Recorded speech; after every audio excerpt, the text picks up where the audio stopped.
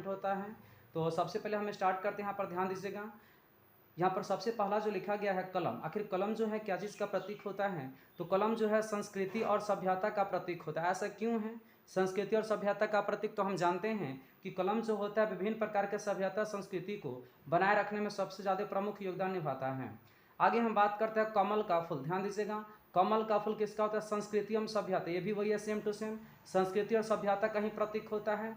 कलम हो आपका, या कलम हो या आपका कमल का फूल, दोनों के दोनों सभ्यता और संस्कृति का प्रतीक होता है। आगे हम जानते हैं यहाँ पर रेड क्रॉस। ध्यान दीजिएगा, रेड क्रॉस डॉक्टरी सहायता एवं अस्पताल।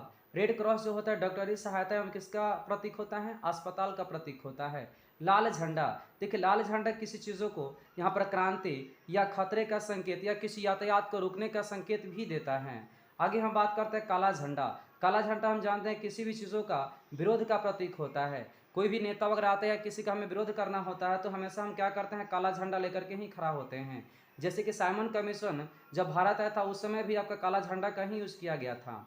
आगे है पीला झंडा। ध्यान दीजिएगा, पीला झंडा जिस तरीका से आप जानते हैं कोरोना काल में हमेशा और हमेशा पीला झंडा का प्रयोग किया गया, जैसे कि yellow zone, red zone, blue zone, इस तरीके से किया गया था।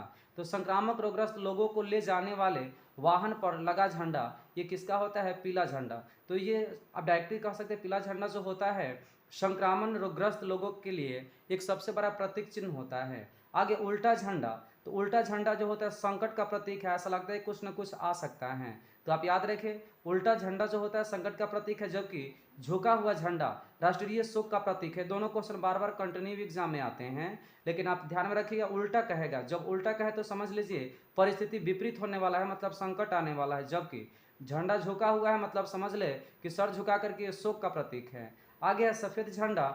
जिस तरीका से किसी दो देशों में लड़ाई होता है और जो देश हार जाता है वो हमेशा क्या करता है कि सफ़ेद झंडा लेकर के ही हमेशा खड़ा रहता है या सफ़ेद झंडा खड़ा कर देता है ताकि वह समर्पण कर सके, एक दूसरे से मिल सके या संधि कर सके। आप याद रखिएगा, इसी को हम सरेंडर के नाम से भी जानते हैं। आगे है लाल त्रिकोण। ध्यान दीजिएगा, ये आपका है लाल त्रिकोण, ये परिवार नियोजन का प्रतीक है। परिवार नियोजन मतलब परिवार को कैसे हम बढ़ाएं, किस तरीके से सुरक्षित रखें, ये परिवार नियोजन का प्रतीक होता है। जैसे कि देखते होंगे ट्रक पर भी, बड़े बड़े जो ट्रक होता है उस पर लाल त्रिकोण बना हुआ आगे से दो लगा होता है, जो किसका प्रतीक होता है? परिवार नियोजन का प्रतीक होता है। आगे बात को ध्यान से सुनने का प्रयास कीजिएगा। ध्यान रखिए यहाँ पर लाल त्रिकोण दिया गया है और इसके पहले क्या था? लाल झंडा। तो लाल झंडा क्रांति या खतरे का प्रतीक होता है, सूचक होता है, जबकि लाल त्रिकोण परिवार नियोजन का प्रतीक होता है। आगे देखिए कबूतर पक्षी। कबूतर पक्षी जो होता है ये शांति का प्रतीक है। ध्यान दीजिएगा, कबूतर पक्षी जो है शांति का प्रतीक होता है। आप ध्यान दें, जिस तरीके से आप जानते हैं कबूतर को यदि घर के सामने फ्रंट पर रखा जाए तो वह घर के सबसे पीछे जाकर के हमेशा रुकने का प्रयास करता है और वहाँ पर बोलते रहता है, मतलब कि यह शांति का प्रतीक होता है। जैसे कि कोई व्यक्ति को ज़्यादा अचानक डिप्रेशन होता है तो वह आदमी क्या करता है कि कहीं ना कहीं अकेला रहना चाहता है, ठीक है, तो मतलब कि शांति के रूप में रहना चाहता है। सेम टू सेम वैसे ही है सर, कबूतर पक्षी शांति का प्रतीक होता है। आगे है लाल प्रकाश। ध्यान दीजिएगा, क्या है आपके पास? लाल प्रकाश। तो लाल प्रकाश की यदि हम बात करें तो खतरे या यातायात रोकने का प्रतीक होता है। खतरा या यातायात रोकने का प्रतीक होता है। जैसे कि रेलवे क्रॉसिंग पर आपका लाल प्रकाश जलता है तो आदमी रुक जाता है, हरा प्रकाश जलता है तो आदमी आगे जाता है। वैसे यहाँ यदि पीला प्रकाश जले तो एक निश्चित गति से आगे बढ़ने का संकेत देता है। हरा प्रकाश यातायात को जाने का संकेत देता है। आंख पर बंधी पट्टी और हाथ में तराजू लिए स्त्री, आप जानते हैं कि इसका प्रयोग सबसे ज़्यादा कोर्ट में होता है, मतलब कि न्याय का प्रतीक होता है। अर्थात कानून अंधा हो तो देखता नहीं है, जो उसके सामने प्रस्तुत होता है वही वह बताता है। आप कह सकते हैं कि जो कानून के नज़र में, दृष्टिकोण में जो चीज़ सही लगे वही करता है, भले आप सही हो या गलत हो।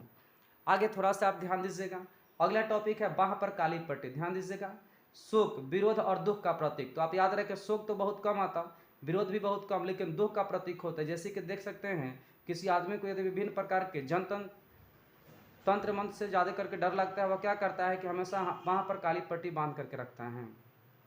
नेक्स्ट है एक दूसरे को काटती हुई दो हड्डियाँ और ऊपर खोपड़ी। ये आप देखेंगे अक्सर बिजली, जो आपका ट्रांसफार्मर होता है उसके आसपास में या बिजली का जो पोल होता है उस पर ऐसा चित्र मिलेगा, ठीक है। यह किसका होता है? बिजली का खतरा होता है।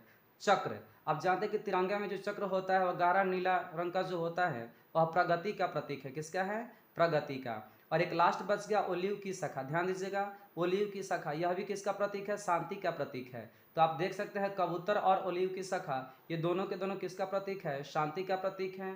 तो फिर से आप इसको बार बार इसको वीडियो को स्किप नहीं करेंगे, पॉज करके बार बार कंटिन्यू देखेंगे। और ये फर्स्ट स्टेज है लूसेंट का, इसका अगला स्टेज हम नेक्स्ट वीडियो में देखेंगे। यदि हमारे चैनल पर नए हैं तो इस वीडियो को लाइक करें, शेयर करें एंड सब्सक्राइब करें।